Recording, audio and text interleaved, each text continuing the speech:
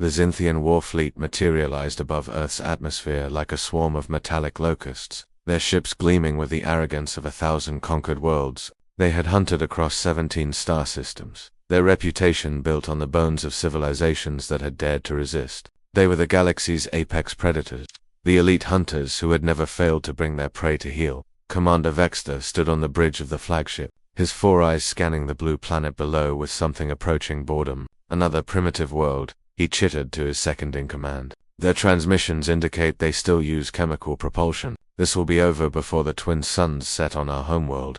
What the Xinthians didn't know was that Earth had been watching, waiting, preparing.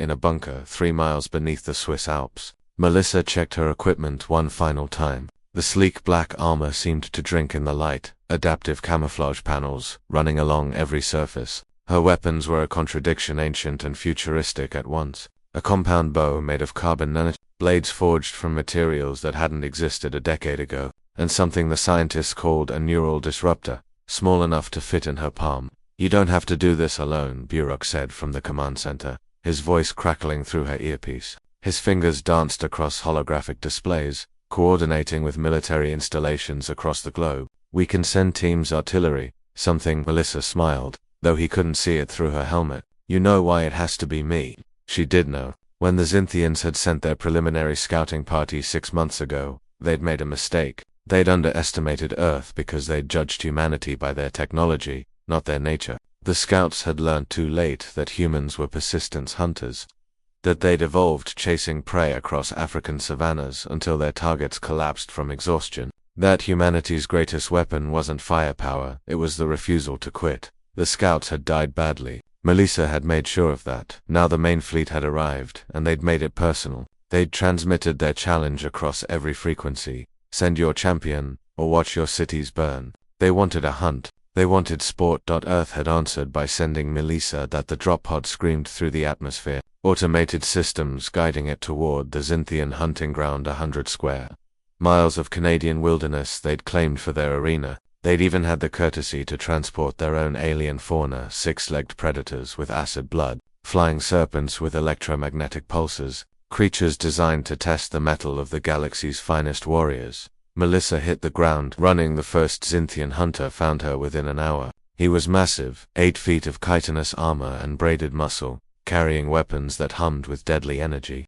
His thermal sensors locked onto her heat signature. He never saw the arrow coming. It punched through his primary eye, the carbon nanotube shaft penetrating deep into his brain cavity. He was dead before his body registered the pain. Melissa had already moved, her adaptive camouflage blending her into the forest shadows. "One down," she whispered to Butch. 23 to go. In orbit, Commander Vexter watched the life signs blink out on his display. Impossible. Cathar had been a champion hunter, veteran of 40 campaigns. "Send the trackers," he ordered, mandibles clicking with irritation. The trackers came in a pack of 6.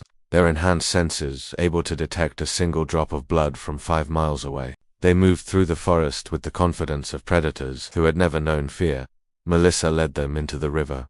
Humans could hold their breath longer than the trackers expected. She waited beneath the icy water, lungs burning, as they passed overhead. When she emerged, she was behind them. The neural disruptor fired in silent pulses, scrambling their nervous systems. They died thrashing. Their superior senses turned against them as their own brains misfired. 7 down, Melissa reported, her breath forming clouds in the cold air. Vexter's confusion turned to anger, then to something he'd never felt before, uncertainty. He dispatched the Shadow Weavers, elite assassins who could bend light itself. They moved like ghosts through the wilderness, visible only as faint distortions in the air. Melissa killed them with fire. Humans had tamed fire before they'd invented the wheel. She'd rigged the forest with accelerants, turning the Shadow Weavers' optical camouflage into a liability. When the flames came, they had nowhere to hide. She picked them off one by one as they fled, arrows finding throats and hearts with mechanical precision. By the 3rd day, only the champion remained. Vexter himself,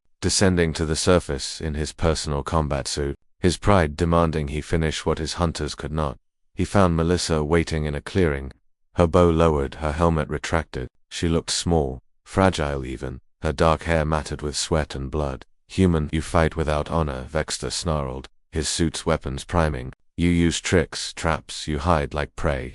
Melissa's laugh was cold. "That's where you're wrong. On Earth, we're not the prey. We never were. She raised her bow, arrow nocked. We're the ones who learned to hunt the hunters. The battle lasted 17 minutes. Vexter had technology, strength, and experience, but Melissa had something the Zynthians had never encountered.